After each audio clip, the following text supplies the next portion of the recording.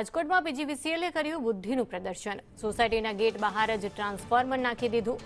બાલાજી સોસાયટીની બહાર જ આ ટ્રાન્સફોર્મર નાખી દેવામાં આવ્યું।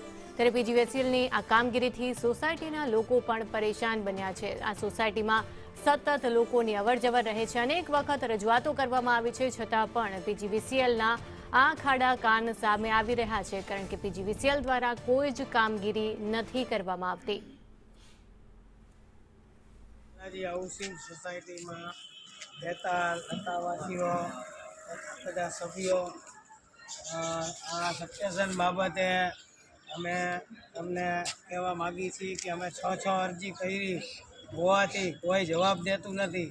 તો આનું કાંઈક સાહેબશ્રીને નમ્ર વિનંતી કે તમે અહીંયા આવો આ ગેટ આગળ નડતરરૂપ છે, રસ્તામાં આવવા જવામાં બધાને તકલીફ પડે છે।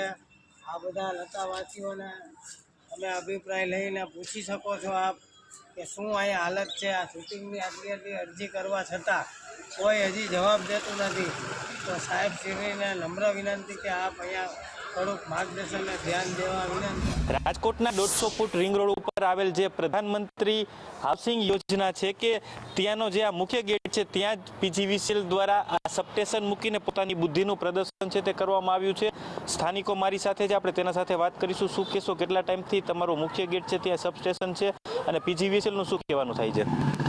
પીજીવીસીએલમાં ઘણા ટાઈમથી અમે અરજીઓ કરી છીએ, પણ કોઈ ધ્યાન દોરતું નથી। આવે છે જોઈને વયા જાય છે, આવે છે જોઈને વયા જાય છે।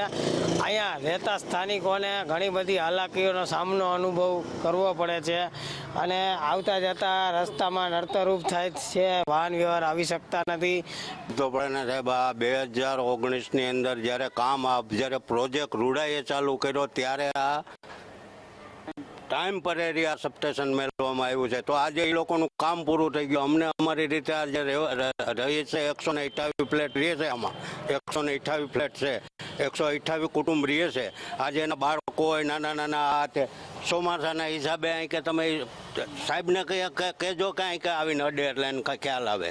તો ગમે એ કરી અમારે સિક્યોરિટીને નડતર છે। બીજા નંબરમાં નાના છોકરા રમતા હોય। અહીંયા એક બેન અમારે વચ્ચે શરૂઆતમાં જતા હતા તો એની ગાડી ફટકાઈ ગઈ, માથામાં વાગ્યું, એવી રીતે અમારે 2-3 બહેનોને લાગ્યું। પણ આ લોકો ઘણી અરજી કરે, ઘણું કરે, પણ આ લોકો આ સબસ્ટેશન કાઢવામાં આવતું નથી। ચોક્કસ આજે પ્રધાનમંત્રી હાઉસિંગ યોજના છે, જેમાં 120 જેટલા ફ્લેટ છે અને 1000 જેટલા લોકો છે તે અહીં રહે છે।